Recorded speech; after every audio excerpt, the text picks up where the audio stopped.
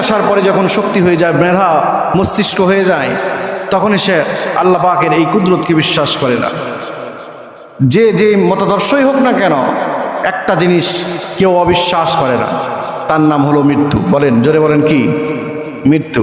পৃথিবীতে যত নাস্তিক আছে, যত মতাদর্শের লোক আছে, আল্লাহকে বিশ্বাস করে না, তার কুদরতকে বিশ্বাস করে না, কিন্তু কি বিশ্বাস করে?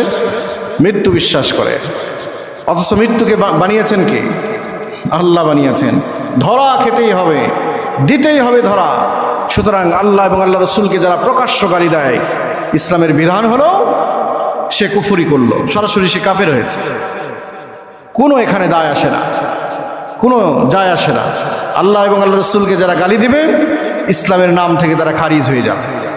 সুতরাং এত কিছু নিয়ামত আল্লাহ পাক দিবে, এই নিয়ামত রাজিকে যদি আমরা ভক্ষণ করার পরে সেই মালিকের শুকর যদি আদায় না করা হয়, এই পৃথিবীতে আমাকে এই পৃথিবী কি আমাকে রাখবে? আপনাদের কাউকে রাখবে? কাউকে রাখবে না। সবাই চলে যেতে হবে, সবাই চলে যেতে হবে, এবং গেছে চলে। পৃথিবীতে যারা আবাদ করেছিলেন তারা চলে গেছে, কেউ থাকেনি। যারা যত দাপট এবং মেজাজ দেখিয়েছে সব শেষ হয়েছে।